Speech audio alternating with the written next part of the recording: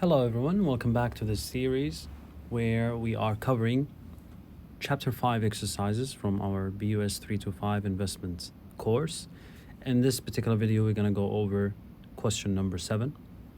The question says, XYZ stock price and dividend history are as follows.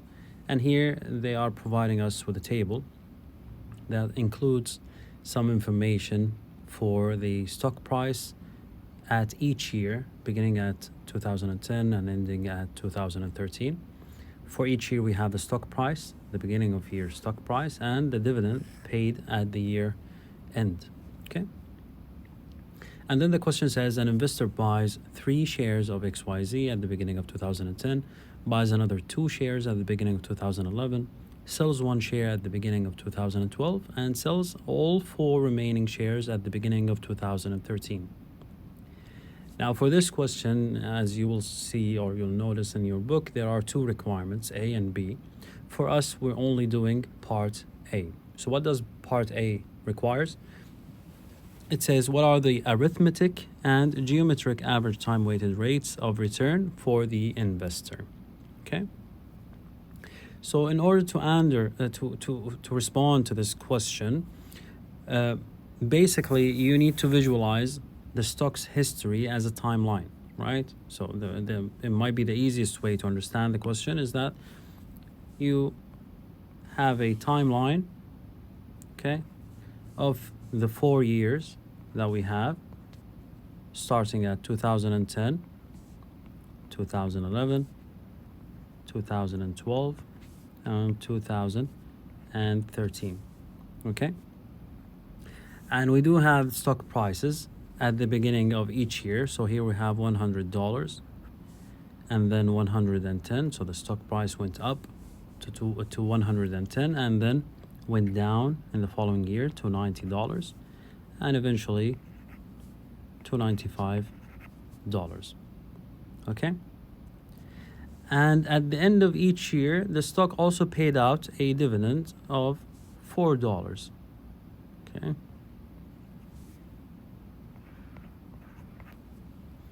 So what do we need to do? Because we are starting our timeline at 2010, we cannot really calculate the rate of return for 2010, right? So we're going to calculate the rate of return for this period here at 2011, okay? So that would be our first holding period return. And then for the following periods. And then for the third period and so on, okay? So that would be how we approach this. So what I'm gonna do, I'm gonna create a table here that includes the year and the return. Let's call it return calculation. And there may be one more column for the holding period return, okay? First period, as we said, is going to be between 2010 and 2011, okay? The second period is going to be the following year, so from 2011 to 2012. And for the third period, it's going to be 2012 all the way to the end, 2013, okay? And just to quickly remind you, the holding period return formula is as follows.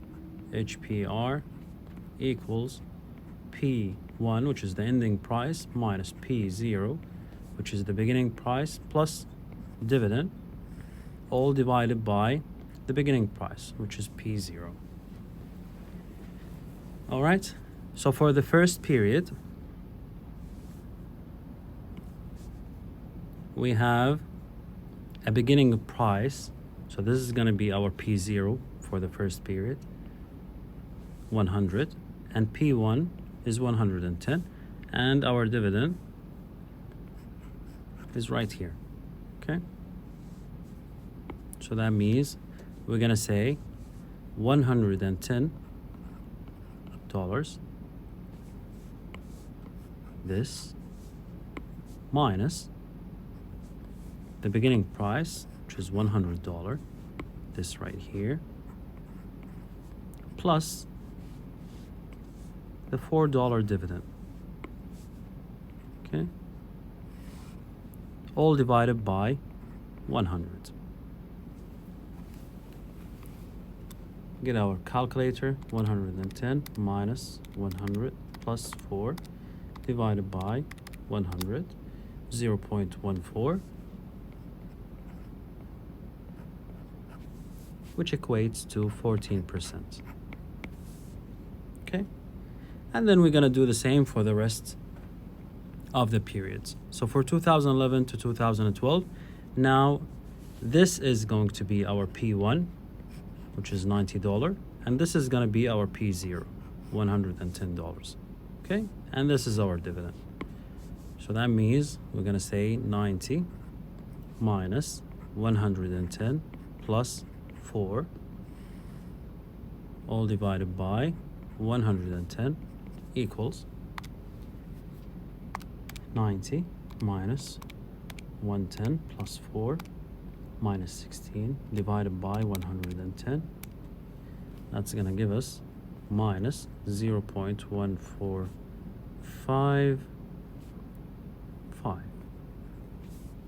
Okay, turn that into a percentage format, so that equates to minus 14.55%.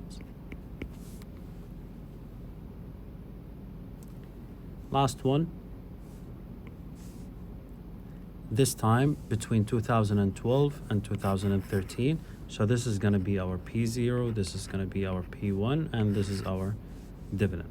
Okay, so that's going to be 95 minus 90 plus $4,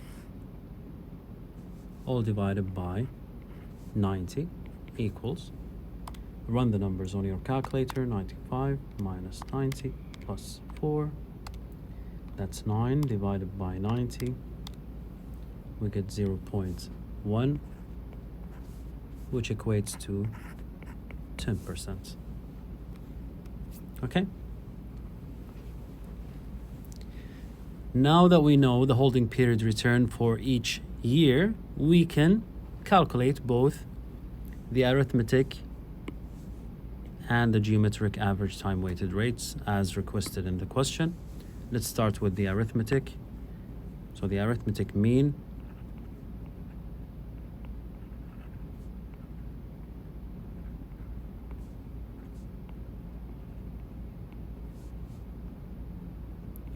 is going to equal all three rates of return.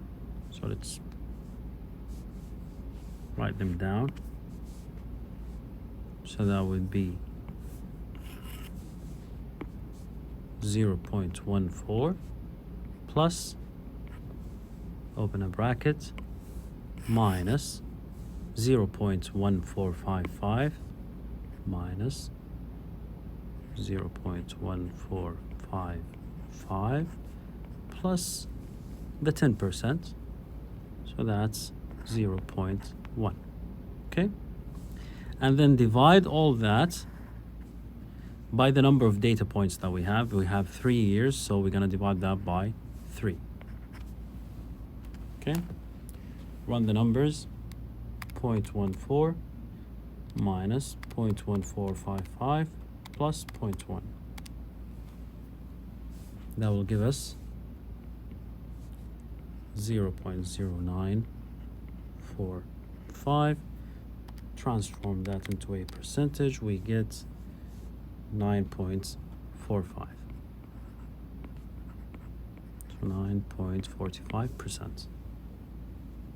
Okay, that's the arithmetic mean. Now we calculate the geometric mean.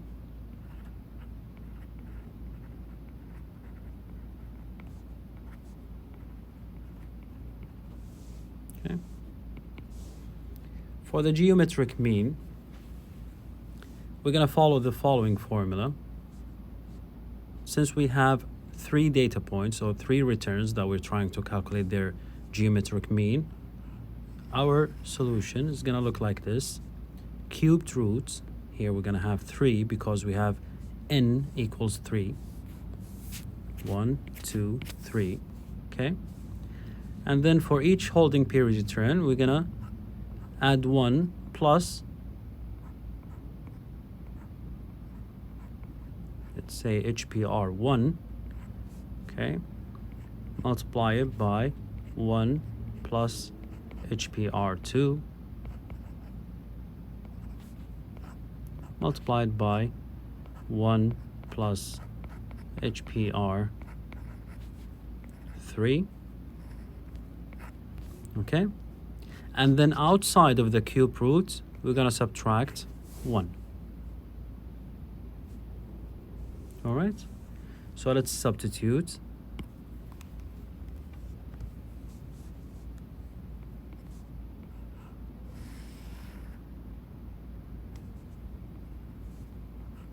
One plus the first holding period return we had, which was 0.14,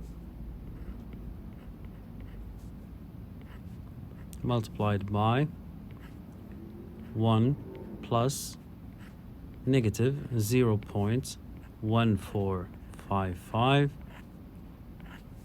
multiplied by 1 plus 10%, so 0.10. Okay, and then minus 1.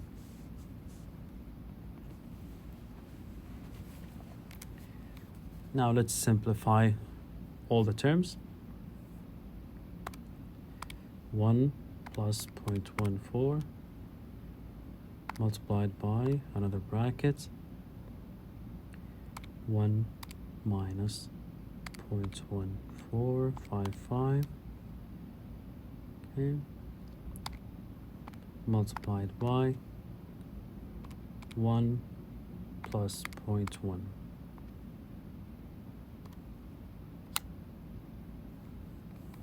Okay, that will give us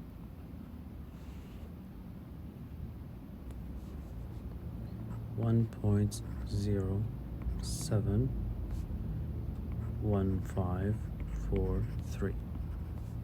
Okay, now take the cube roots in your calculator. If you cannot do that, or for some reason your calculator does not have that function, you can take that number, which is 1071543, and raise it to the power of 1 over 3. Okay, because it will give you the same answer. So you can say 1.071543 to the power of 1 over 3. Okay,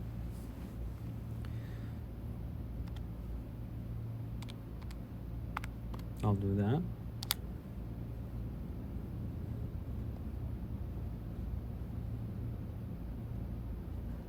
And that will give me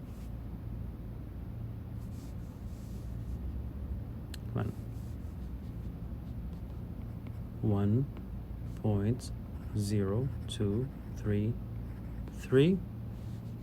This is the term that's under the cube root, and let's not forget the minus 1, which is right here outside of the square root, so minus 1. That will be 0.0233. If we transform that into a percent format, that will give us 2.33%. That would be our geometric mean. Okay, and that is how you go about solving question number 7. Hope you guys have found this video useful, and I'll see you in the next exercise, inshallah. Until then, take care.